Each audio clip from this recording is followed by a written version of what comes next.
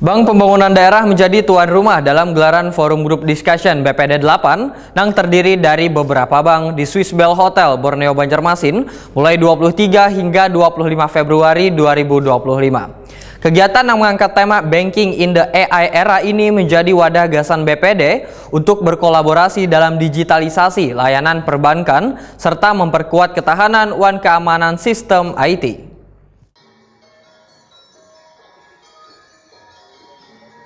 Bank Pembangunan Daerah menjadi tuan rumah dalam gelaran Forum Group Discussion BPD 8 terdiri dari Bank Kasel, Bank Banten, Bank BPD Bali, Bank Jambi, Bank Sultra, Bank Sulselbar, Bank NTT, dan Bank Papua di Swiss Bell Hotel Borneo Banjarmasin mulai 23 hingga 25 Februari 2025.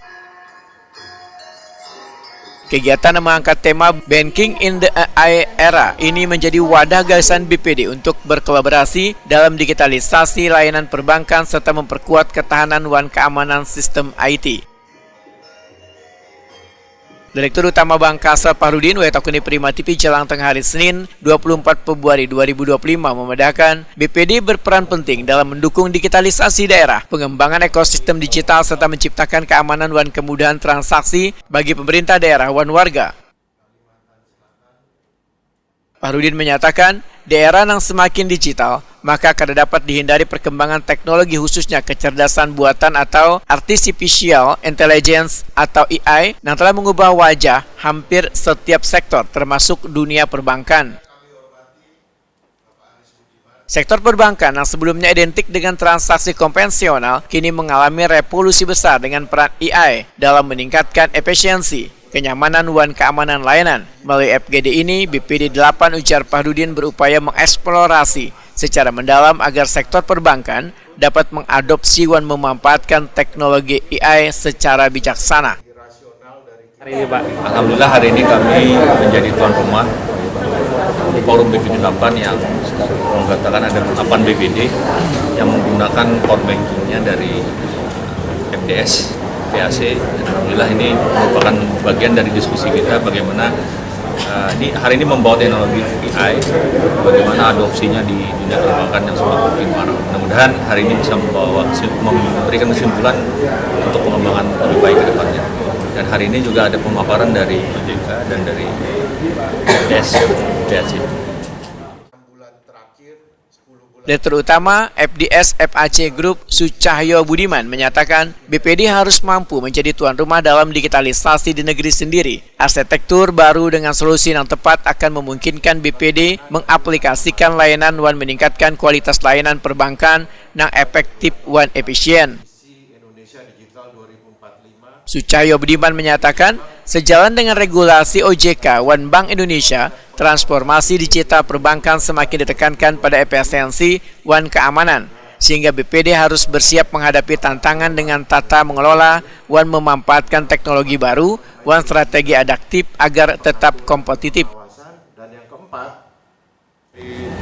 yang membantu BPD untuk bisa masuk ke digitalisasi yang dengan lebih baik.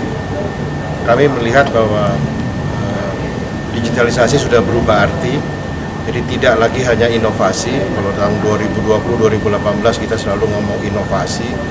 Kali ini seperti juga yang menjadi arahan OJK, selalu digitalisasi saat ini dikaitkan dengan bagaimana supaya tetap bisa aman, resiliensi dijaga, tata kelola diperbaiki, sehingga digitalisasi bisa terus-menerus mencakup sampai ke bawah, ke bottom of pyramid masyarakat bawah Indonesia.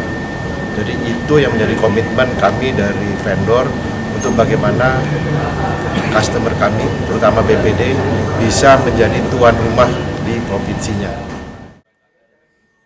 Kepala Otoritas Jasa Keuangan Provinsi Kalimantan Selatan Agus Mayo menyatakan selalu mendukung upaya perbankan untuk berinovasi karena setelah 5 tahun belakangan ini transformasi digital begitu masif.